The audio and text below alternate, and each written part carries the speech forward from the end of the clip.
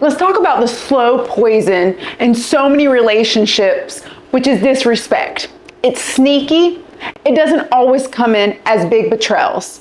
Sometimes it's the daily digs, the random explosions, or the little ways that your partner makes you feel smaller and smaller until you start doubting your own reality.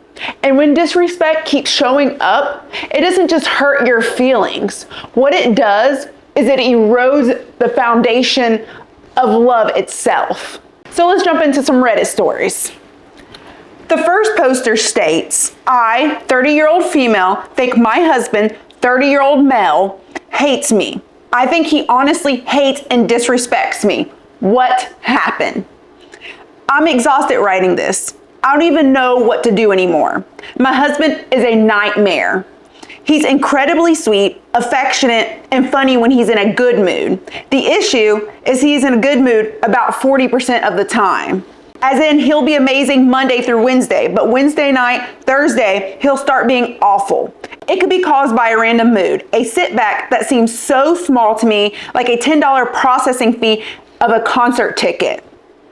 Me not agreeing with something that he says, me not understanding what he said, etc. I mean, really, if this mood, I don't know what else to call it, is coming on, anything will become a catalyst.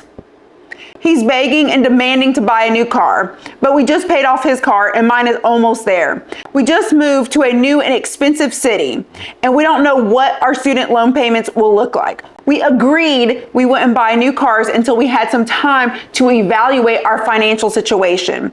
Well, he later decided he doesn't agree with that. This happens a lot. We agree to something and we're good until he decides he doesn't agree, and then he starts having a temper tantrum. And he brings it up daily, whines, begs, and threatens to go buy one.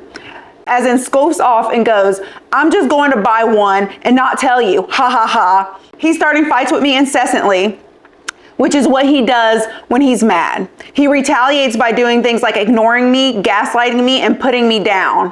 When he drinks in those moods, he becomes evil, actually evil. We could be having a perfectly good time, and out of nowhere, he'll say something insanely fucking mean and then just go in from there, even if I don't react. I mean, like he's suddenly going, I'm just not that into you, or I just hate you, out of nowhere. I don't react, but he'll straight up have an argument with me by himself. I'll say, I love you and I don't want to fight. And he'll say, I don't care. I hate you. I'm not attracted to you. And then he'll give me the silent treatment for days. And then he'll start to chill out and either start being nice all of a sudden or actually apologize. He recently started saying weirdly misogynistic things that he's screaming at me. He started calling me really demeaning names and even saying I have an alpha or a dominant personality and I'm trying to control him. He has all of the control because he literally bullies me. He told me the other day in a fit of rage that he hates me, he's done with me, and he only has sex with me because he wants to have sex. He's been cold and mean since. No affection, awkward, and lots of put downs and gaslighting. He won't answer something I said. I'll ask him if he heard me, and then he says he already answered. I'll say no, that didn't happen, and he'll say, I promise you, it did. You just weren't listening. But I literally looking at his mouth, and I know he didn't say anything. He didn't always hate me like this. He didn't always disrespect me like this. We went through a hard time financially for a few years and I paid all the expenses. And it honestly feels like that turned him into someone else. Before that, he had rages, but they were never this bad, and he would always try to fix things with me. During that financial times, things just went off the rails. Can we get back to a safe place? We've been together for a long time and I just miss him. I used to love coming home with him. And now when we go out with people, I'm scared and sad to come home with him because I know he's going to be insanely mean and then go play video games or sulk or refuse to talk to me. What? I don't even know where to start here, but okay. I want you to just know that I'm screaming into my pillow for you, because what do you mean this man can look you in the eye and say, I hate you, I'm not attracted to you, and then just act like it's a normal old Tuesday. What? You are not crazy for being confused. He's literally running a cycle on you. Monday through Wednesday, he's sweet and affectionate, and then like clockwork, Thursday hits and it's tantrums, insults, and the silent treatment. That's not random, that's a pattern. That's a man who resets himself just enough during the week to keep you hooked, then spends the weekend being cruel. I'm telling you, that's not normal married life stress. That right there is manipulation. And let's be honest, a $10 concert processing fee does not warrant a meltdown. You didn't even tell him no about the car. You both agreed to wait and evaluate your finances. That's called being a responsible adult. And he's still begging and demanding anyway. That's not a misunderstanding. That's him trying to pressure you into giving him what he wants by throwing tantrums. I mean, does he even want to be married? I'm confused here, because from the outside, it looks like he wants a housekeeper, a financial backer, and an emotional punching bag, not a partner. He wants the benefits of a marriage without the respect, without the consideration, and without the communication that marriage requires. And please don't miss this. When he says things like, I'm just not that into you, or I hate you, out of nowhere, that's not out of nowhere, especially if it's a pattern. You have to believe him. That's how he feels in those moments. And as painful as it is, those words have nothing to do with your worth or your value. And they have everything to do with his character. You have got to believe him when he shows you who he really is. You do not deserve that. The silent treatment after his outburst, that's not love, that's punishment. The apologies with no change, that's not remorse. That's a reset button so he can pretend nothing happened and he can keep the cycle going. And then there's the gaslighting, trying to make you feel like you're overreacting or like his behavior is your fault. No, you supported him through hard times, carried the weight for him, helped him when he was down, and this right here is how he repays you, by tearing you down, financially disrespecting you, and emotionally abusing you. What kind of person treats someone like that? I am so sorry you're going through this. You deserve so much better than 40% good and 60% hell. If you were sitting on my couch right now, I would hold your hand and I would say, pack your things and run. Love doesn't just switch off because someone mistreats you. I understand that.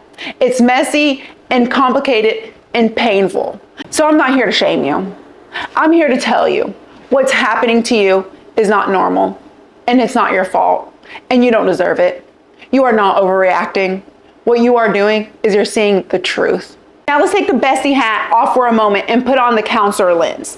Because what she's describing here isn't just a rocky marriage. It's a cycle of emotional abuse. The sweet side pulls her in, makes her have hope. And the cruel side, it cuts her down. That back and forth creates what we call a trauma bond. It makes you cling to the moments of tenderness while excusing or minimizing the cruelty because you're desperate to believe the good version is the real him. And from her side, I hear attachment wounds being triggered here. The self-blame, the bargaining, the way she misses who he used to be, that's anxious attachment talking. If I just love harder, if I just hold on, maybe I can fix this. It's heartbreaking because it shows how much she values connection, but it also traps her in a cycle where she keeps tolerating what breaks her down. And from his side, I see someone who is deeply threatened by not being in control. Notice the misogynistic language he started using, calling her alpha or dominant. That's not about her being controlling. That's about his fragile ego feeling small, so he tries to make her smaller. And the drinking, it only magnifies the cruelty that's already there. And you may ask yourself, why is he treating her this way?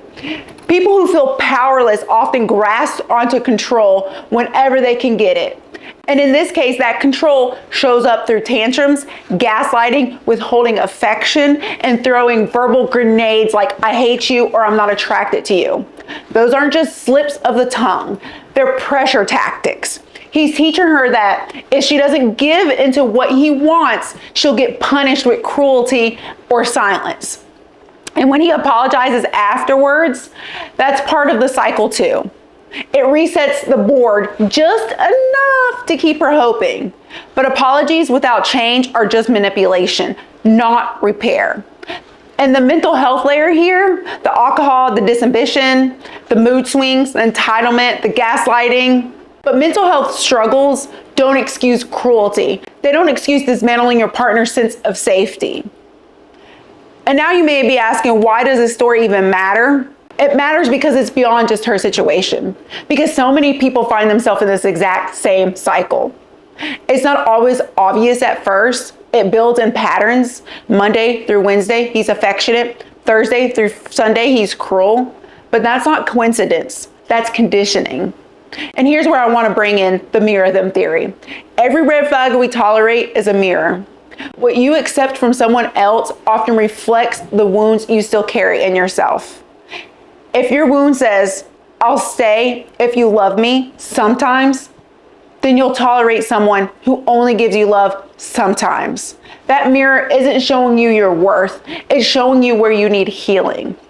And the bigger takeaway here is that disrespect that repeats isn't an accident, it's a choice. And love cannot survive in a place where safety has been replaced by fear. Now let's turn to some of the Reddit comments.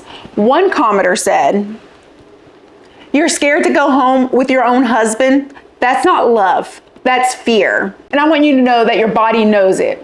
Fear lives in your chest, your gut, your jaw. That's your nervous system screaming the truth. And another commenter wrote, "He didn't suddenly become evil when he drinks. The alcohol just lowers the mask." Yes, alcohol doesn't invent brand new personalities. It unmasks the one that's already there. So disrespect can look like direct cruelty, like in this story. But disrespect doesn't always come from your partner. Sometimes it comes from outside forces, like an ex who refuses to let go. And when disrespect from the past crashes into your present, it can shake even the strongest relationship.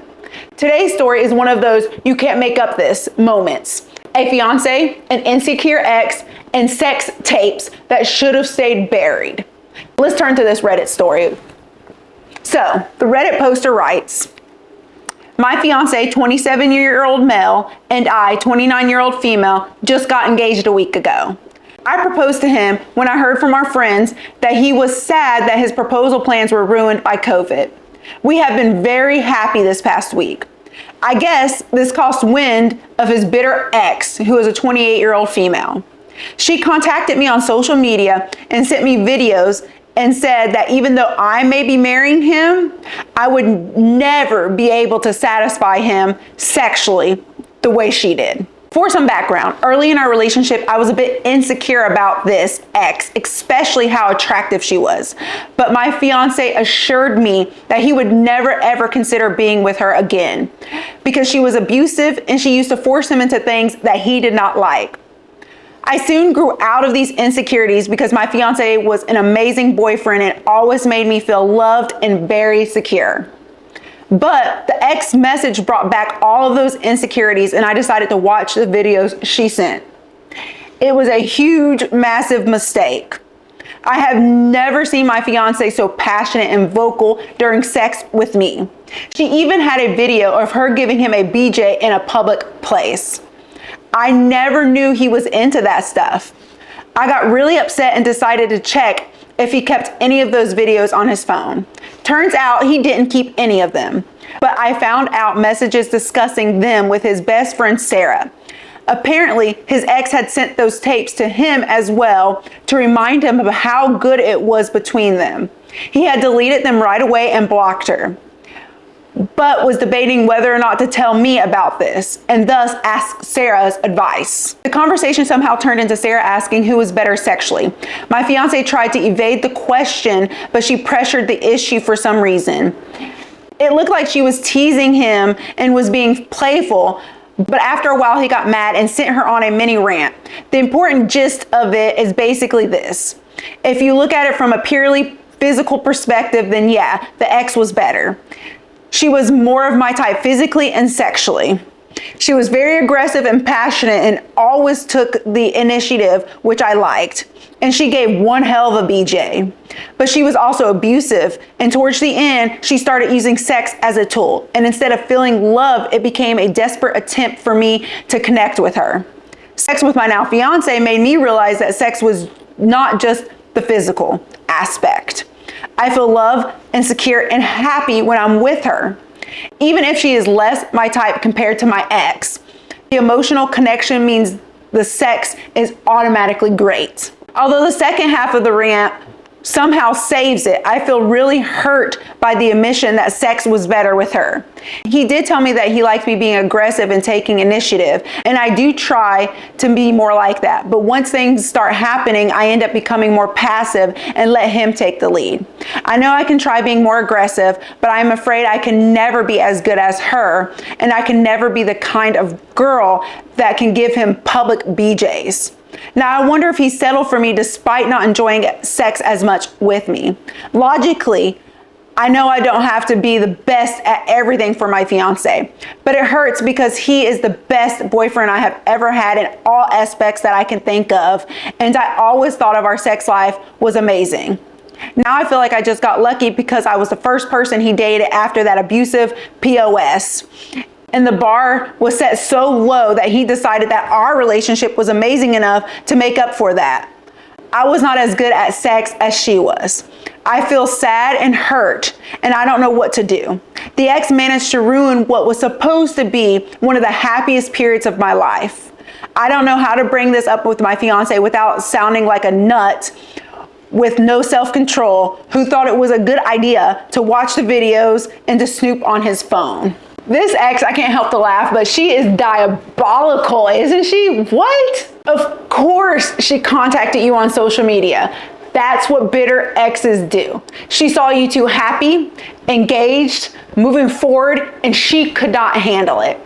She's not building a new life. She's stuck reaching back into the past and trying to throw a grenade into yours. That's not about you. That's about her not being able to accept that he's moved on without her. And I completely understand why that would bring back all your insecurities. Who wouldn't feel rattled if an ex tried to wave sex tapes in your face like a weapon? Honestly, I don't know how many people would have had the willpower not to look. So please don't beat yourself up for watching them. You're human, and your curiosity came from fear, not from malice.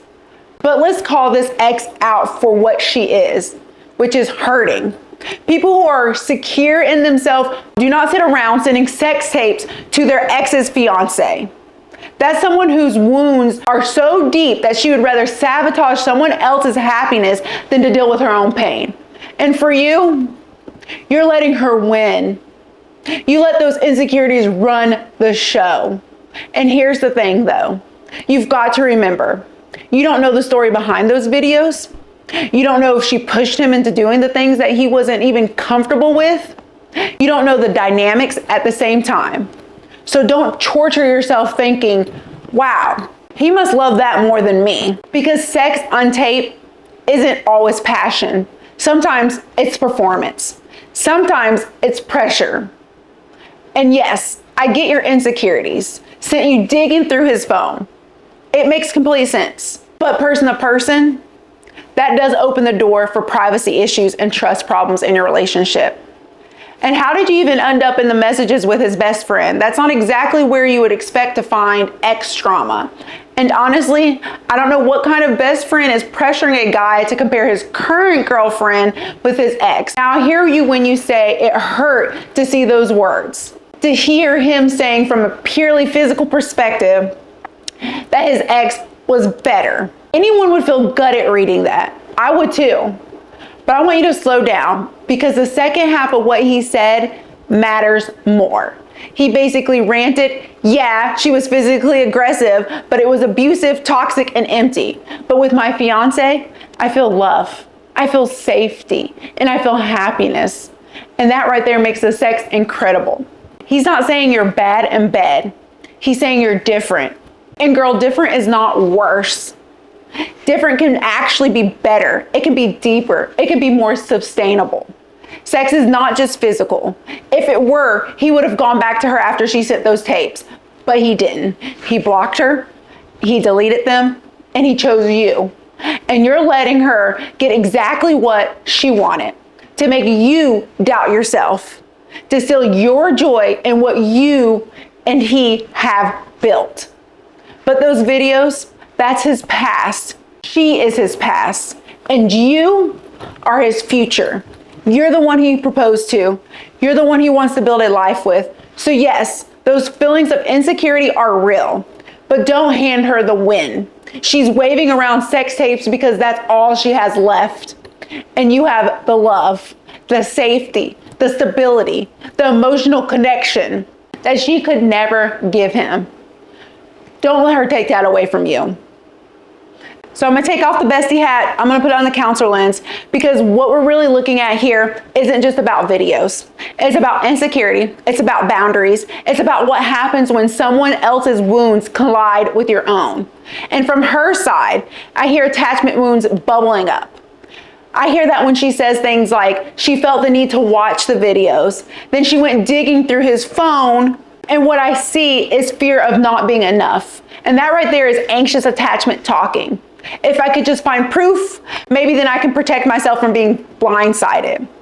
And that's not her being dramatic. That's her trying to soothe old wounds of rejection and comparison. And from his side, I actually see something different than what she fears. He deleted the videos. He blocked the ex. He told the friend the truth, even if it was messy.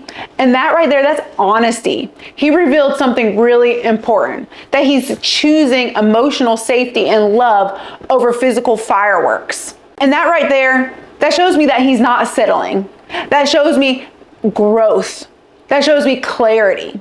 And from the ex's side, this is where we ask, why would someone do this? Because healthy people do not spend their time sending sex tapes to sabotage someone else's relationship. That behavior right there screams of abandonment wounds, jealousy wounds, and a craving for control. She may feel powerless over losing him, so she reaches for the one tool she thinks can still get in his head, which is sex. By trying to plant insecurity in the fiance, she's really projecting her own security. If I can't have him, I'll make sure no one else feels secure with him either. But let's be clear, explanation is not justification. Her wounds may explain the desperation, but they don't excuse the cruelty. Here's where the believe them theory comes out. When people show you who they are, you believe them. The ex is showing you she's toxic, so believe her. Your fiance is showing you that he values love over lust, connection over chaos, so believe him too. In the mental layer here, anxiety and insecurity can create a cycle where your brain keeps replaying what you saw or read. And soon the ex isn't even needed. You're doing her job for her. That's why grounding yourself in what's real is so crucial. And why does this story matter? Because so many people wrestle with the ghost of an ex.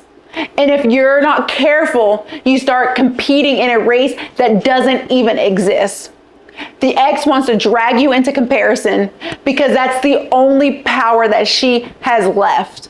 But the real power is in remembering that love is not measured against the past. Love is built in the present and protected for the future. And the bigger takeaway here is that sex is not a competition. Love is not scored on a scale. You don't need to win against his ex because you already did.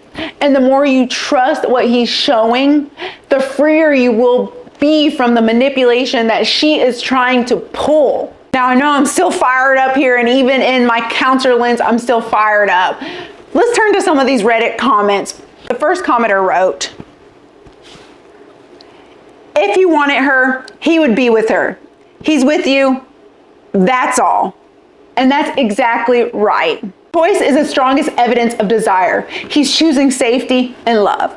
Now, commenter number 2 wrote, sex with abusive people can feel better because it's tied to adrenaline, not intimacy. Don't confuse intensity with connection. Oh my gosh, yes on this one. The nervous system can mistake chaos for passion, but passion without safety, it burns out. The 3rd commenter wrote, your only mistake was watching the tapes. Don't let her dictate how you feel about your body or your relationship. And this is so true. Curiosity is human, but the ex set a trap. And what matters now is reclaiming your sense of self-worth. Commenter number 4 wrote, your fiance was actually really honest with his friend. He admitted what was true physically, but he still said love and safety mattered more. That's rare honesty, and I completely agree with that. Hard truths can sting, but honesty creates trust. He didn't sugarcoat it. He clarified what really counts. Disrespect in relationships doesn't always come in the form of yelling or name calling. Sometimes it shows up in the quiet betrayals, being left with the kids, being dismissed, or being told your instincts are crazy. And one of the deepest forms of disrespect is when your partner acts like your need for honesty is an inconvenience. So today's story is exactly that. A wife, a work dinner, and 5 unanswered hours, and a whole lot of gaslighting. So let's jump to that Reddit story. My 37-year-old female husband, 39-year-old male, went to a work dinner with a woman and was gone for 5 hours. Wasn't where he would said he would be, and wouldn't respond to my calls and text.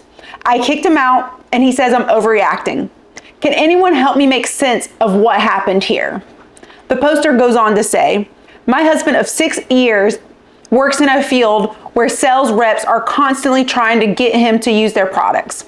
One of the ways they do this is by putting on dinners at upscale restaurants, think expensive steakhouses, and inviting groups to come and listen to a presentation about the product in exchange for a free steak dinner. So far, this year, my husband has attended upwards 40 of these dinners. I find that a little excessive, especially considering we have a 3-year-old and a 5-month-old at home, and I rarely get a reciprocal night out. For context, we've been out together without the kids 4 times in the past year. I have asked him to cut back on these dinners, but he refuses, saying that he hopes to leverage these relationships into a brand-sponsored speaking opportunities that could become a temporary source of secondary income. To his credit, this has happened before, and he made some good money before his stint as a speaker ended. Anytime I complain about the number of dinners he attends, he accuses me of not caring about our financial situation, or even outright trying to sabotage it. It is my understanding that he attends far more of these dinners than most people in the field. Okay, onto the dinner question. Last week, he forwarded me a screenshot of a text from a sales rep who said she would be in town for 2 nights and wanted to have dinner with just him while she was there. That's fairly unusual, as most dinners are group affairs with friends and colleagues. On one other occasion, he has met with a sales rep on a one-on-one basis, but it was an older man. They agreed to meet on Monday at 6:30 at a nice tapas restaurant in an expensive part of town because, according to my husband, it was close to her hotel. Made sense, though I raised an eyebrow at his phrasing. He got annoyed, but I pointed out that was a dumb thing to say to your wife when you're meeting a woman for a nice dinner at a restaurant. He left the house at 6:04. For context, I am extremely sleep deprived. I'm up with the new baby several times a night, and my husband has refused to participate in night feedings. So by 9, I was tired and really wanted to sleep, but the baby was colicky and crying, and it was keeping my toddler awake. I texted my husband to find out when he thought he would be home so I could have a sense of how long it would be before I could go to sleep. In the text, I said it was NBD. Just give me a ballpark idea of when you'll be home. He didn't respond. He wears an Apple Watch and is constantly responding to texts on his phone.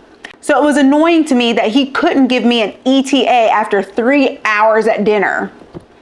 I called him at 9:15 and he sent it straight to voicemail. I called again at 9:30 with the same result. At this point, I texted and told him I was calling the restaurant. And when I did, the host told me that there was no one in the restaurant and he could confidently say that no one matching my husband's description had been in the restaurant at all that night. I texted that I was calling his parents to see if they had heard from him. They hadn't. Finally, at almost 10, I texted and told him not to come home.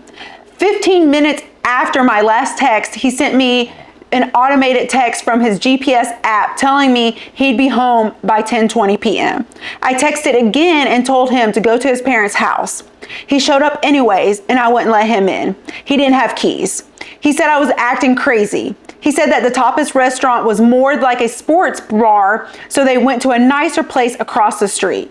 He said his phone was in his pocket on silent, except he had to have declined the calls in order to send me straight to voicemail. He said he was trying to generate revenue for our family. He said my self-esteem was not his problem. He said my behavior had better be a symptom of PMDD. He said I was creating events in my mind. Long story short, I didn't let him in. He slept at his parents and came over to the house the next morning to get his stuff. He's there again tonight after going to yet another dinner and likely will be for the foreseeable future. I think his behavior was shady and disrespectful to me, but he thinks I have blown up the whole thing out of proportion. I am so tired that I can't make sense of it, and I need to ask Reddit if I'm justified in my anger, or if he's right and I'm blowing this out of proportion. What do you think? Thanks in advance. What do I think? I think that's a lot of dinners out. Like 40 in a year, and you're home with a toddler and a baby, and he's getting steakhouse nights, networking, laughs, and you can't even get one night off without feeling guilty or begging for it. To me, that's just insane. Yes, career advancement matters, but if it's always at the expense of your relationship and your family, then what is he really prioritizing here? Because if your relationship isn't at the top of his values, but it is at the top of yours, then that right there, that's a values mismatch. And mismatched values don't magically fix themselves. And let's be real, why did he even need to entertain this one-on-one dinner with a sales rep, especially an attractive woman that was his age, when he knows that's unusual compared to usual group events? He already knew it was a bad look, and then he doubled down by saying it was close to her hotel. Sir, what? Who says that to their wife about another woman? That's not professional, that's just plain out disrespectful. But here's the part that really has me heated. This man refuses to participate in night feedings, so you're exhausted, up multiple times a night, juggling a colically baby and a toddler, and he's out whining and dining for hours without even checking in. He didn't text once saying, oh, how's the baby? How are you holding up? That's not just shady as a husband, that's neglectful as a father. And then the lying, you call the restaurant and find out that he wasn't even there. Come on, that's not an oops. That's not an innocent mix-up. That's a choice. And when you called him out on it, instead of showing any accountability, he tried to flip it back on you with, you're creating events in your mind. That's gaslighting right there, 101, making you question your own reality instead of owning his behavior. And the kicker, after you locked him out, after a night where any reasonable man would have been begging to make things right, what he did instead was just go out on another dinner outing the next night. No reflection, no repair, just back to business as usual. So your anger is completely justified. Who wouldn't be furious? You're exhausted, you're doing the heavy lifting with your kids, you're holding the house down, and your husband is clocking in for luxury steak nights and private dinners. That's not a partnership. That's not respect. That's him telling you with his actions where his priorities lie. And unfortunately, it doesn't look like they are with you as his wife or with his family. And you don't deserve that. You never deserve that. Now let's switch gears here a little bit and let's put on a counselor lens, because what she's describing here isn't just one shady dinner. It's a pattern of disrespect and dismissal. So from her side, I hear the attachment wounds being triggered. She's exhausted, unsupported, and when she doesn't get answers, her fear kicks into overdrive, asking herself things like, am I crazy? Am I asking for too much? That right there, that's anxious attachment showing up. She wants reassurance. She wants partnership. She wants to know that she's not carrying the family alone. And the fact that she's even questioning if she's overreacting tells me she's been gaslit enough times that her internal compass is spinning. And from his side, what I'm seeing is avoidant and control-based wounds. He seems allergic to accountability. When confronted, instead of repair, he deflects by saying things like, you're imagining things, you're creating events in your mind. That's dismissive avoidance layered with gaslighting. And then notice how he's prioritizing external validation, the networking, the career dinners, the opportunities over internal responsibility at home. That speaks to wounds around worth, needing some outside recognition for him to feel valuable, but yet neglecting the deeper role of being present as a husband and as a father. And why is he treating her this way? Often when someone feels overwhelmed by the responsibilities of family life, by the sleepless nights, by the financial stress, by the loss of freedom, they seek escape. For him, those dinners aren't just about business, they're about avoidance. They give him a sense of control, of importance, and freedom that he feels he's missing at home. And instead of leaning into partnership, he copes by running away from it. But here's the crucial point. Understanding why someone behaves this way does not excuse it. It explains it. And then it puts the responsibility back on him to choose differently. And the mental health layers here, there's chronic avoidance and entitlement. He avoids discomfort by disappearing into these dinners. He entitles himself to nights out while refusing even the basis of co-parenting, late night feedings, and then he projects onto her when she calls him out on it. That's not a marriage issue. That's a maturity issue. You can't fix someone else's refusal to show up for the family. That change has to come from him. And if he doesn't choose it, then what you're left with is holding on to resentment and exhaustion. And here's the hard truth. When someone repeatedly chooses networking dinners over being at home with their newborn, when they lie about where they are, when they gaslight you into thinking you're crazy for asking basic questions, that's not a slip up. That's a value statement. He's showing her with his choices that his family is not a priority. And why does this story matter? Because so many people in relationships end up questioning themselves instead of questioning the pattern. You tell yourself, maybe I'm overreacting. Maybe I should calm down. When in reality, your gut is screaming that something isn't right. And here's the bigger truth. Healthy love does not make you feel crazy. It does not make you feel like you're parenting alone. It does not leave you wide awake at night with 2 kids while your partner is unreachable. And the takeaway here is to trust the pattern. If someone consistently chooses disrespect over repair, dinners over family, gaslighting over honesty, believe the story their actions are telling you. And then decide if that's the story you want to keep living. And remember, you can love someone and still refuse to carry the burden of fixing them. That's not your job. That's theirs. And let's turn to some of these Reddit stories, okay? So the first commenter wrote, 40 steak dinners while you're home with 2 kids, that's not networking, that's abandonment. And yes, when professional obligations consistently outweigh family needs, that's neglect disguised as hustle. The second commenter wrote, if my partner told me my hormones were the reason I was upset that he went MIA with another woman, I would change the logs permanently. And that's exactly right. That's not just dismissive, it's deeply disrespectful. He invalidates the real issue.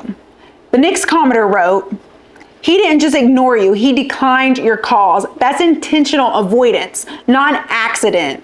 And that's right. Sending someone to voicemail is an active choice. That's choosing disrespect. The next commenter wrote, he wants steakhouse perks and a free pass from responsibility. Sound like he's already chosen what he values more.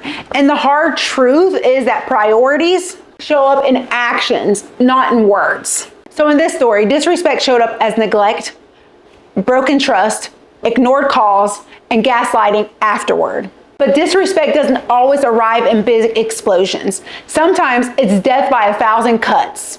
The raised voice over something trivial, the controlling grab, the fights that leave you wondering how you went from loving your partner to hating them in minutes. So this next story is about potato chip.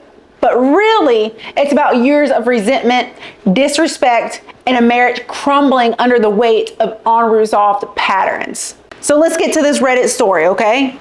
I, 38-year-old male, went from loving my 32-year-old female wife to hating her in 1 hour, and I don't know how to keep living like this. I, male, married since 2017, came home from work today in a good mood. I was happy, enjoying life with my wife and our son. But within an hour, I felt like I hated my wife and wanted her to leave. Here's what happened. I was frying some potato chips. She told me to only cook a small amount. So after one batch was about 10 to 15 chips, I decided to cook more while the oil was hot instead of waiting to do another batch later. She came over, grabbed the bag out of my hand, and started raising her voice at me to stop. I asked her why she had to react that way over something so small, but she kept repeating that I should try the first batch before making more. I felt like I wanted to throw the chips in just out of frustration. Our son even got it between us and said, "Stop, stop," which broke my heart. At that moment, all of the old feelings of hate, resentment, and wanting to leave came flooding back. That's our normal. Fights over small things. Her controlling behavior, her raising her voice, me feeling disrespected and trapped. We've had many conversations afterward where she promises to change, and she never does.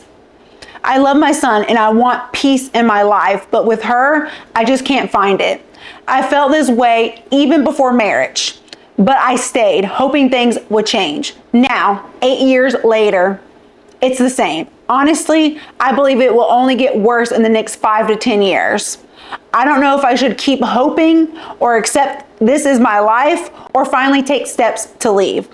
I want a relaxed, happy relationship, but I don't think I will ever have it with her. Has anyone been in a similar situation? How did you decide whether to stay or to leave? So I want to first point out that going from happy to hating her within an hour, that tells me there's a lot sitting under the surface here. That didn't just come out of nowhere. Those feelings were already there, shoved down, unresolved, waiting to be triggered. And that's sad because living like that, waiting for the smallest spark to set everything off, that's not peace, that's survival mode. Now let's talk about the chips, because even if she didn't like that you were cooking more than she felt like you should have, that gave her zero right to snatch food out of your hand like a child grabbing a toy. That's not respect, that's control. And then raising her voice on the top of that, whew, I don't know how you kept your composure, because I would have been heated. That's not a normal reaction to 10 extra chips. That's something much bigger. And here's the thing that breaks my heart is that your son had to step in and to say, stop, stop. That's not just a tense moment. That's a sign that he's already absorbing the dysfunction. Kids learn love from what they see, not what we tell them. And right now, he's seeing conflict, he's seeing disrespect, and he's seeing control being normalized. You've had a conversation where she promises to change, but what actions has she actually taken to change? Words are easy. Promises are so easy. Anybody can say, I'll do better. But unless there's consistent action behind it, those promises, they don't mean anything. And you've been waiting years. So I've got to ask you the hard question. Are you staying in this toxic cycle because of your son? Because if so, I get it. You love him. You want him to have two parents under one roof. But here's the reality. Staying in that type of relationship teaches him that love is supposed to feel miserable, that raising your voice and tearing someone down is normal. And that's not the lesson that you want him carrying into his own relationships one day, is it? You deserve peace, you deserve respect, and your son deserves to grow up in a home where he doesn't have to play referee between his parents. Now let's flip to the counselor lens, because this story isn't about potato chips. It's about a dynamic that has been festering for years. And from his side, what I hear is attachment wounds rooted in fear of conflict and fear of loss. He admits that he's felt this resentment even before marriage, but he stayed, hoping that it would change.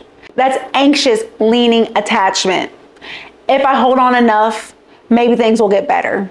But when those old feelings of hate and resentment flood back in seconds, it tells me nothing has ever been resolved. It's just been buried. And from her side, I see control wounds, possibly tied to anxiety or perfectionism. And instead of communicating clearly and calmly, she grabs the chips out of his hand, raises her voice, and escalates over something so small.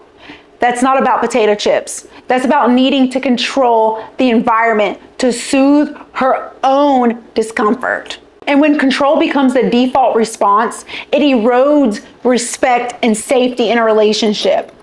Why is she treating him this way? Likely because she hasn't learned healthier coping skills. Grabbing, yelling, promising to change without follow through.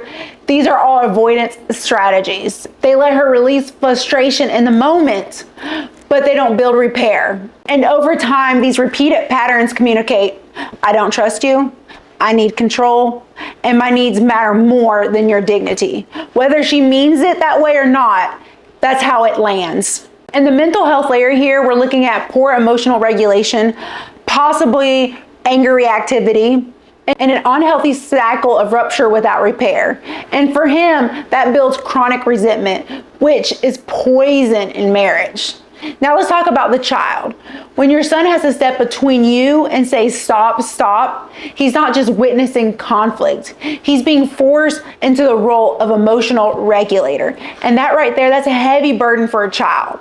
Kids grow up in environments where conflict is constant, either become hypervigilant people or they become people pleasers, trying to manage everyone's moods, or they normalize disrespect and bring that into their own relationships. Either way, the lesson is dangerous.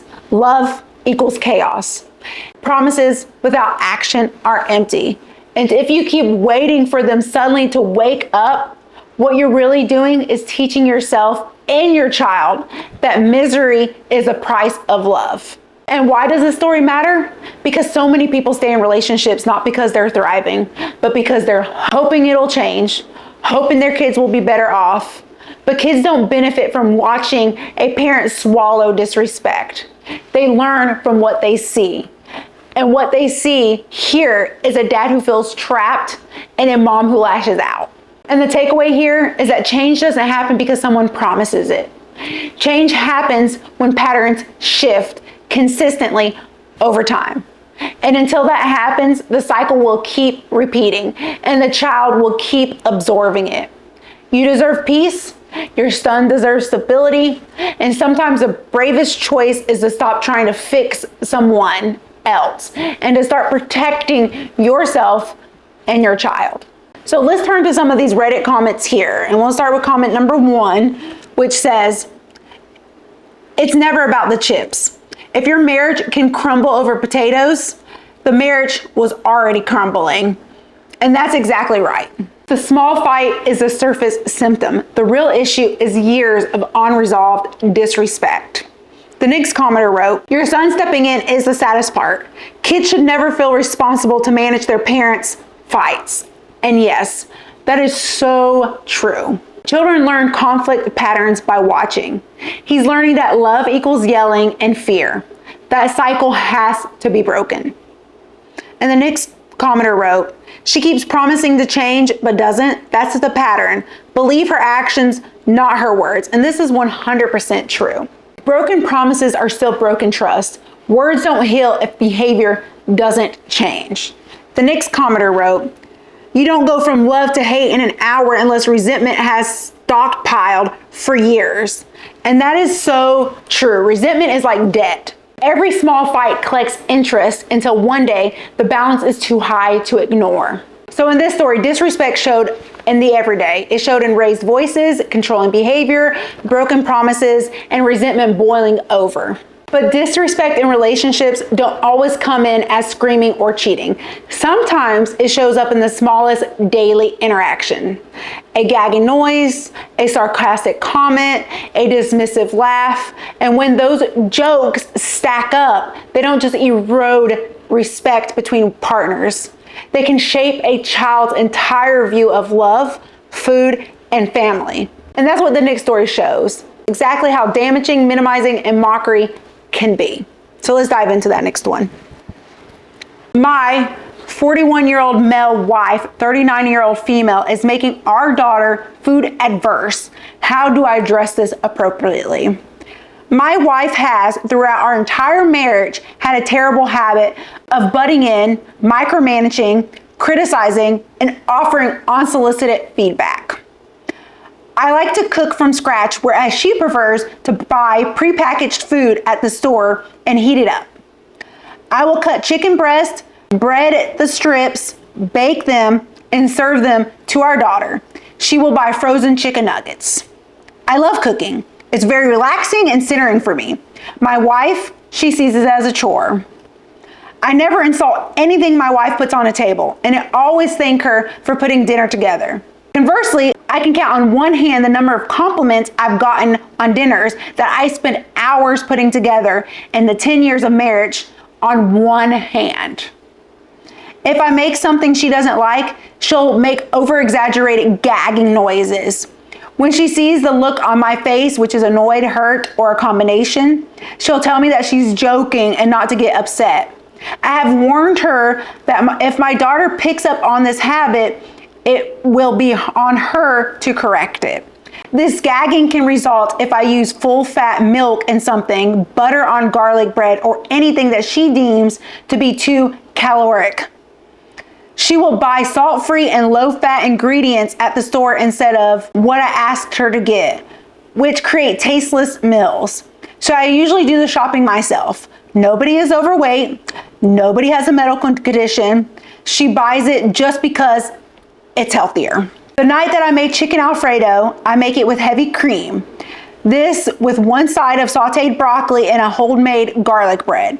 As we sat down to eat it, my wife made one of her gagging moments and said, "Ugh, cream, bread, and pasta, so heavy, so fatty, this is death." My daughter gagged as well and said, "Yucky," and pushed her plate away. I stared daggers at my wife and told her, "Great, now tell her you were joking." She shook her head. She doesn't like it. She knows that it's terrible for her. Maybe this is a sign that we need to start cooking healthier. My wife made her chicken nuggets, which she ate happily. I pointed out that these are not healthy. My wife said that she likes what she likes. Now, every time I make something, my daughter gags and pushes it away. It doesn't matter if it's a hot dog or a bowl of cereal. If I put it together, she gags, starts laughing, and refuses to eat it until mom makes her something else. I try talking to her, explaining that it's not nice to not even try the food, and it's very mean to the person making the food. She keeps saying, "Okay," and then does the same thing the next time I make her food. This morning, I made egg sandwiches for everyone. One of my daughter's favorites. She gagged and pushed it away and refused to eat it. I snapped and sent her to the room without breakfast. She started crying and my wife told me that I wasn't being fair. I told my wife that this behavior is not acceptable, and if she's not going to address it, I will be punishing our daughter every time that she does it. She told me that's not fair because she shouldn't be forced to eat what she doesn't like. I told my wife that since she created this behavior, moving forward, she'll be in charge of cooking all meals because I am done being disrespected by her and I am not going to tolerate it from my daughter. My wife says I am overreacting and that I need to stop putting so much stock into how a child likes my cooking. The thing is, our daughter loved my cooking until she thought it would be funny to start imitating my wife and get something else. I want the behavior to stop, but I don't have it in me to not lose my cool over the situation. My wife is refusing to correct the behavior she created as much as I hate it.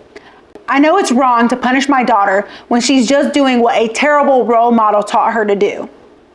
How do I address this in an appropriate way? Okay, let's just call it what it is. Disrespect dressed up as a joke.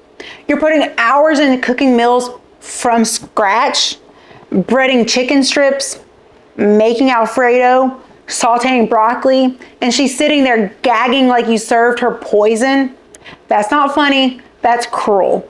And then she tells you not to overreact. No, you're not overreacting. You're reacting like any human would when their effort gets mocked at a dinner table. And here's the kicker. You always thank her when she cooks, even if it's frozen nuggets out of a box. But when you cook, you don't get gratitude, you get gagging noises. That imbalance right there is brutal. You deserve respect for your effort, not ridicule. And now your daughter is copying it. Exactly what you warned her would happen. She's gagging, laughing, pushing plates away, and refusing to eat your meals, even meals she used to love. That's not just a phase, that's learned disrespect. And instead of correcting it, your wife rewards it with some chicken nuggets. Freaking nuggets. So Alfredo made with love is death on a plate, but processed nuggets are just fine? That's hypocrisy. And when you finally snapped and sent your daughter to her room, you were told you weren't being fair. Wait a second here. Where was that energy when your wife was teaching her to mock you? Where was the fairness when your effort was dismissed? You're carrying the pain of being unappreciated, the frustration of being dismissed, and now the heartbreak of watching your daughter learn that dad's food, and by the extension of dad's effort, doesn't matter. That's not just about food. That's about the culture of disrespect that's creeping into your home. And listen, I'm fired up for you because that disrespect is real. But let's pause and look deeper. Because when we take off the friend hat and we put on the counselor lens, what we see here isn't just about food. It's about respect, it's about identity, and it's about the kind of love that gets modeled in a family. From his side, I hear attachment wounds tied to not feeling valued. He pours his love into cooking, wanting appreciation, wanting to be seen. But instead of gratitude, he's met with mocking and dismissal. And over time, that creates an identity wound. No matter what I do, it's not good enough. That's a painful place to live in a marriage. And from her side, I hear control wounds wrapped in anxiety. She equates healthier with better. So anything that doesn't fit her narrow definition feels wrong. But instead of communicating that respectfully, she projects, gagging, mocking, dismissing. And that's not about Alfredo. That's about her discomfort being unloaded onto her husband. And why is she treating him this way? Likely because food is tied to her sense of identity and safety. She can't control much, but she can control what goes into her body. So when he makes meals that don't match her rigid, healthy standard, she doesn't just reject the food, she rejects him. But here's the thing, understanding her wound doesn't excuse her behavior. Dismissing your partner, mocking their effort, and teaching your child to join in, that's not just unhealthy, that's damaging. And the mental health layer here includes anxiety, rigid thinking, and passive-aggressive communication. For him, that builds resentment and erodes trust. And for their daughter, it creates unhealthy associations with food, but also with relationships. She's learning that mocking is acceptable and that her dad's contributions do not matter. You can disagree about food preferences. You can live different lifestyles, but the moment respect leaves a room, love suffocates. Respect is what makes love feel safe. And without it, every act of care, even something as beautiful as cooking a meal, starts to feel like rejection waiting to happen. So why does this story matter? Because so many couples minimize daily disrespect by brushing it off as jokes. But repeated jokes become identity wounds. They chip away at your self-worth. They create resentment that doesn't just go away just because someone says, "Don't take it seriously." And kids, they don't hear jokes. They absorb the model. They learn that love means gagging at someone's effort instead of saying thank you. So the takeaway here is that respect is the foundation, and without it, even the most loving gestures get twisted into pain. This isn't about Alfredo versus nuggets. It's about whether this family is teaching their daughter that love looks like gratitude or that love looks like mockery. And if it's the latter, the cycle will repeat until someone breaks it. So let's turn to some of those Reddit comments and see what the commenters had to say. The first commenter said, "She's not joking. Jokes are funny to everyone. If only she's laughing, it's cruelty." And that's exactly right. Humor that humiliates your partner isn't a joke, it's a power play. The second commenter wrote, "You're right to draw a line. Kids copy what they see. If she learns to mock you, she'll mock others too." And that's so right. Children learn respect or disrespect at home. Another commenter wrote, "Cooking is your love language. She's spitting on it. No wonder you feel hurt." And that is so beautifully said. Mocking someone's love language cuts deeper than mocking a hobby. The fourth commenter wrote, "This is contempt. Contempt is the relationship killer. Fix it now or it won't last." And research actually supports this. Contempt is the single strongest predictor of divorce, and this story is dripping with it. Disrespect can take many forms. Ignoring, mocking, stonewalling, but sometimes it crosses into full-on violation, invading your privacy, policing your body, and twisting intimacy into control. And in this next Reddit story, a young woman discovers that her husband has been literally listening outside the bathroom door during every shower to catch her. And this isn't just disrespect, it's surveillance in your own home. So let's turn to this Reddit story and see what this Reddit had to say. "My 21-year-old female husband, 26-year-old male, told me that he listens outside the bathroom door the entire time I'm showering to see if I'm masturbating. How can I tell him that this is a violation of my privacy and personal space without him feeling like I'm disrespecting him? Like 6 months ago, my husband came bursting into the bathroom to catch me using my vibrator in the shower.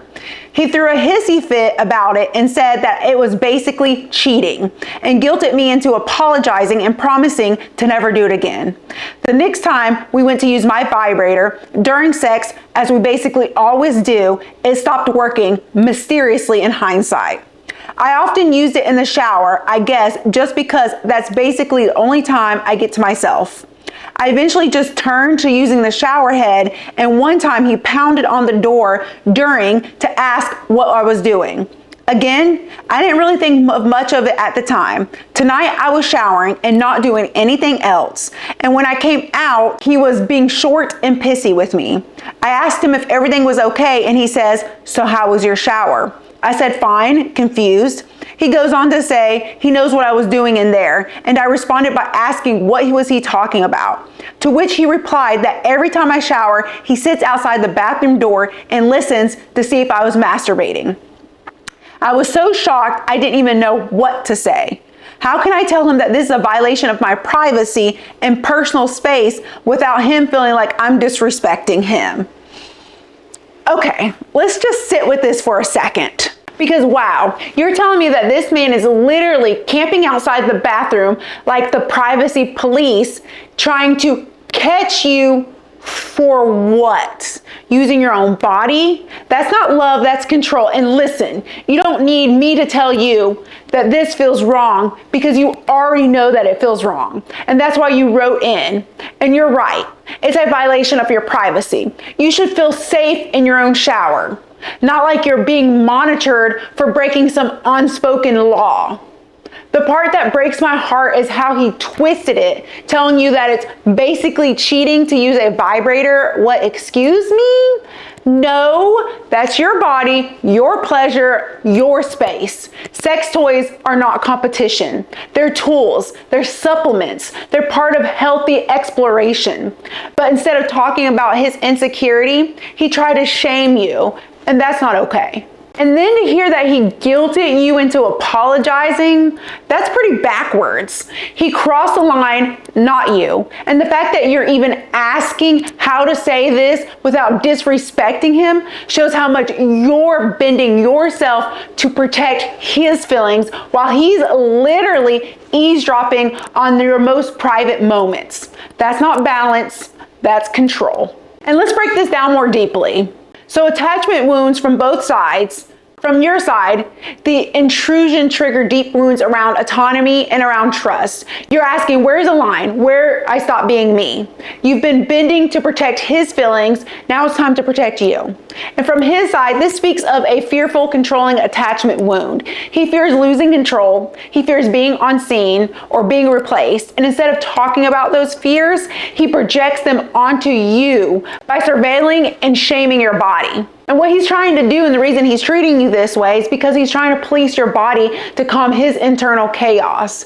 This isn't about sex acts. It's about power. He uses shame, the basically cheating, to control your behavior. He weaponizes your privacy to feel secure, and that's toxic by design, not by accident. And such behaviors as this points to obsessive control, to jealousy, to boundary violation. It's a pattern where one partner's insecurity becomes the other's suffocation.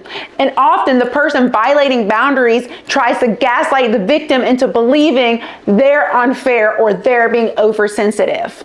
And respect means privacy. There's no healthy relationship without respect. And one of the clearest measures of that is privacy. Respect means your partner honors your body as yours to control. Respect means your boundaries are scarce. If you love someone, you don't need to spy on them. You just trust them. Privacy is not optional love. It is love. And this level of intrusion, it erodes your sense of safety, dignity, and self-trust. It sends a message that your body is mine to judge. And over time, that can shatter intimacy. It can shatter trust, and it can shatter your own relationship to your body. It changes how you feel about your own skin. And why this matters so much is because this is not a fringe issue. Many people dismiss privacy violations as quirks or love weirdness. But when you accept that, you train your nervous system to shrink itself. And when the bathroom becomes a battleground, it's a signal that your architecture of respect is already crumbling. And the takeaway here is that you can tell him that this is a violation, and you should. Whether he hears it or he responds well is another matter. If he doesn't, it reveals more about the relationship than it does about you. The question becomes, do you want to live in a household where your body is never your own? Because that's not love. What that is that's control. And let's turn to some of the Reddit commenters to see what they had to say about the situation. One commenter said, "This is abuse. Full stop. He broke your vibrator and now spies on you. You're not crazy. He's controlling you." And this is 100% the truth. These are textbook coercive control tactics. It's not about sex. It's about power. Let's turn to another comment.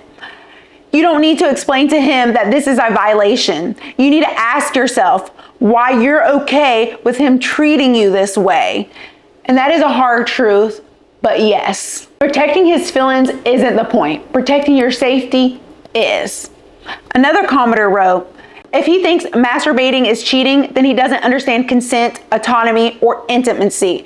And that right there is right. Pleasure is not betrayal. Intimacy is richer when both partners feel free, not policed. And another commenter wrote, "You're 21. Please don't let this be the rest of your life." And that's exactly right. At this age, you deserve growth, not a lifetime of surveillance and shame. So in this story, disrespect crossed a dangerous line from neglect into surveillance and control. It's a reminder that love without respect isn't love at all. And in the next story, we'll see how sometimes disrespect isn't subtle. It's direct, it's cutting, and it's cruel. And sometimes it's not just about a single insult, but years of emotional sabotage. And that's what this next Reddit story is about. It's about a husband who didn't just call his wife a degrading name. He admitted that he's been deliberately trying to push her away for years. And the question is, why stay and destroy each other instead of leaving? So let's turn to this next Reddit story. My 28-year-old female husband, 28-year-old male, told me he's been trying to get me to leave him for years. My husband, 28-year-old male, and I, 28-year-old female, have been married for 9 years. We have a handful of kids together. Today we were bickering and he called me a cunt and told me that he's been trying to get me to break up with him for years. This made me really sad and question why he wouldn't just break up with me if he felt this way for years. But he continued to tell me that he's been trying to get me to leave him. I don't understand. If he's unhappy, why can't he leave the relationship? He constantly calls me names and honestly doesn't treat me the best. It's not a surprise that he doesn't want to be with me. I just don't understand why he would rather stay with me and be miserable and treat me with such disrespect when he could just easily divorce me and be happy. Okay, let's just take a deep breath here, because this one hurts to even read. He straight up told you he's been trying to get you to leave him for years. That's not a slip of the tongue. That's a confession of intent. Let's be real here. Calling you names, treating you poorly, disrespecting you day in and day out, that wasn't random. He just admitted that was on purpose. He's been slowly chipping away at your spirit, hoping you would do the breaking up for him so he wouldn't have to take responsibility. And that right there is cowardly. And the part that makes me furious is that you've been holding the weight of this relationship, probably bending yourself in a million directions, wondering why he isn't happy or what am I doing wrong, when the truth is he wanted you gone. He didn't want to step up and say it, so he weaponized cruelty. And you deserve someone who actually chooses you, not someone who stays out of convenience and tries to manipulate you into leaving. That's not love. That's emotional sabotage. And you are not crazy for feeling hurt, for feeling sad, or for feeling confused by this, because anyone would. But here's the thing. If a person shows you with their words and their actions that they don't want to be there, believe them. He's telling you who he is. And you don't deserve to live in a marriage where you're waiting for the next insult to drop. So let's zoom out for a minute. What's happening here isn't just a bad argument. It's a deep pattern of disrespect, and it gives us important insight into psychology behind it. And for him, this points to avoidant or even disorganized attachment. People who carry this wound often struggle with intimacy and commitment. Instead of leaving, they withdraw, they sabotage, and they punish. And his way of managing the discomfort is pushing you away through cruelty. And for her, I hear anxious or fearful attachment. The fact that you're still asking, why won't he just leave, instead of saying, I deserve better, shows how much you're trying to make sense of his behavior instead of naming it as abuse. And why he's treating you this way, honey, this is about power and avoidance. By mistreating you until you leave, he gets to avoid being the bad guy who initiates the breakup. It's manipulation designed to protect his ego. He would rather make you feel small than face his own accountability. And this kind of chronic name calling and intentional disrespect is a form of an emotional abuse. It can leave long-term impacts like self-doubt, lowered self-esteem, even trauma symptoms. And for him, it points to this unresolved anger and entitlement, and maybe even generational patterns where conflict was handled through domination instead of communication. When someone tells you with words and with actions that they don't love, respect, or value you, your job isn't to argue with that. It's to believe them. Every insult, every admission, every I've been trying to get rid of you is truth-telling.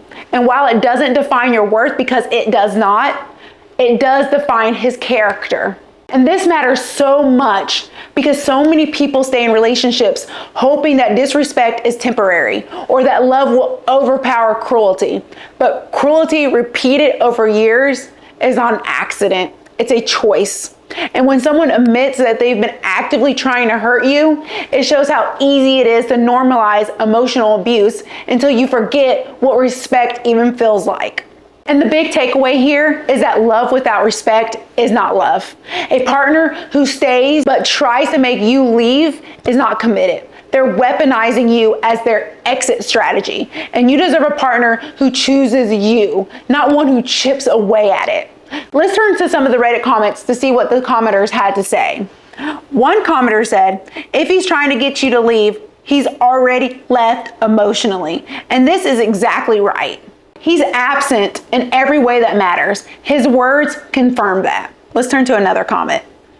Calling your partner names is abuse, not marriage. Don't normalize it. And that is so correct. Name calling is verbal abuse. It's not a quirk. It's a violation.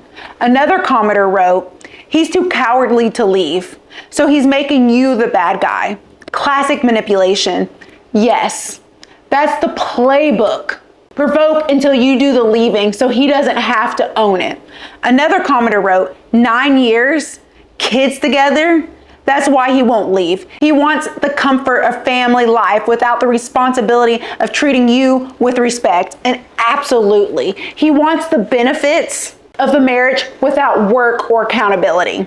Sometimes disrespect hides behind preferences. I just don't like it when you wear that, or I don't think that looks good on you. But what if you look closer and it's really about taste, it's about control. And when control shows up, it usually brings insults along for the ride. So the next Reddit story is about a boyfriend who tells his girlfriend that makeup, perfume, and hair straightening makes her a whore. And the real question is this love or is this ownership? So let's turn to this Redditor to see what she had to write. My boyfriend, 30-year-old male, wants me, 28-year-old female, to stop wearing makeup, getting my nails done, and straightening my hair. Is he trying to control me? My boyfriend recently told me that he does not like it when I wear makeup, get my nails done, straighten my curly hair, and wear perfume. He said when I do so, I am a fake person. I am disrespecting him, and he constantly says I smell like a whore. Mind you, he knew before he started dating me that I like to do these things listed. I rarely get my nails done, and I only straighten my hair when I'm getting a haircut or during the fall/winter season because my hair is easy to maintain. I wear makeup to work, but it's not heavy. I only do my eyelashes, eyebrows, and some blush. I love my perfume, and I love smelling good. I see an issue with it. I told him multiple times that this is very disrespectful to tell me that I smell like a whore, and his rebuttal is, that's what whores smell like.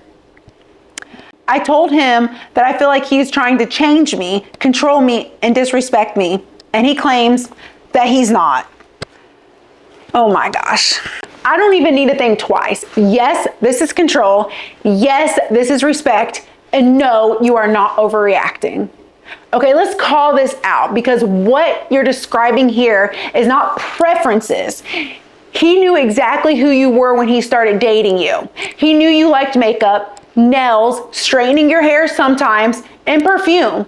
That was part of you. And now that you're with him, he's trying to rewrite the rules. That's not preference. That's bait and switch. And then the way he frames it, saying you're fake, or worse, calling you a whore because you like to smell good, absolutely freaking not. That's verbal abuse. That's him trying to chip away at your confidence so you'll shrink down into a little version of you that he feels is easier for him to control. And let's get real. This is how control often starts. Not with you can't have friends or you can't see your family. It starts with small digs about your appearance, your self-expression, the things that bring you joy. And then little by little, if you let it slide, you wake up one day wondering where you went. And the saddest part is that you are over here questioning yourself, asking if this is control or if you're overreacting. That tells me that he's already gotten in your head.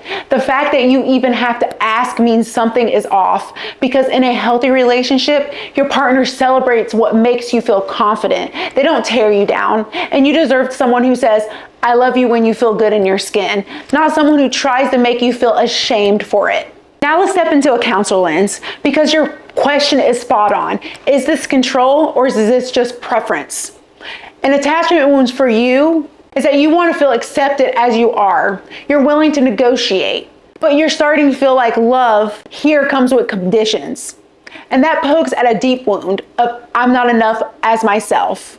An attachment wounds for him, his behavior looks like it's rooted in insecurity, Fear that the attention you draw to yourself by looking and smelling good will somehow take you away from him. And instead of addressing that insecurity, he tries to control the trigger by shutting it down.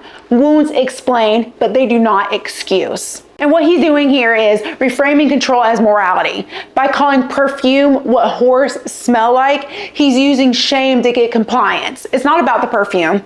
It's about teaching you that your choices aren't yours to make. This is ownership disguised as preference. And the repeated insults like calling you a whore are verbal abuse, period. And also, I see some gaslighting at play here. He insists that it's not control, but your lived reality says otherwise. And this is an early stage of a coercive pattern. Today it's makeup and perfume. Tomorrow it might be friendship, hobbies, and family ties. When someone shows you who they are with their words and their actions, you have to believe them. He's not just kidding. He's not just insecure. He's openly telling you that he sees your self-expression as disrespect, so you have to believe him. And then you have to ask yourself, can you thrive in a relationship where being yourself is labeled as betrayal? And when someone tells you that your self-expression is disrespectful, what they're really saying is, I want control over your identity. And that's not love, that's possession. And this matters because so many people, especially women, get conditioned to think, well, maybe I shouldn't rock the boat. Maybe it's not a big deal. But these small controls are the training wheels for bigger isolation later. It's how coercion escalates. If you're listening to this, clock the signs early. Shame plus control equals danger. So yes, you are right. This isn't about the preference. It's about power. And the more you give in, the more ground you lose. Healthy love doesn't sound like you smell like a whore. Healthy love sounds like I love you when you feel good in your skin. Let's turn and see what some of the Reddit commenters had to say about this Reddit post. One commenter said, he knew who you were when you started dating you. Now he's trying to erase that. That's not a preference. That's control. And that's exactly right. Because love doesn't mean changing someone into your version of acceptable. Another poster wrote, calling you a whore isn't just disrespect, it's verbal abuse, and I 100% agree with that. Language like that isn't a slip up, it's an intentional attempt to degrade. Another commenter wrote, perfume isn't disrespectful, makeup isn't disrespectful, but calling your partner names is, and that is so right. The disrespect isn't your self-expression, it's his insults. And another commenter wrote, this is how control starts, little by little, until you wake up one day and you don't recognize yourself. And that's exactly right. The danger here isn't about perfume, it's about the slow erosion of your autonomy. And that story brings us to the end of our theme on disrespect in relationships. From emotional sabotage to jokes that cut too deep, from surveillance to control. What all these stories teach us is this: disrespect doesn't have to scream to be real. Sometimes it whispers through the little things. But whether big or small, the impact is still the same. When respect leaves, love can't last long behind it. So take care of yourself and subscribe for more Reddit stories and counselor insights. I'll see you on the next.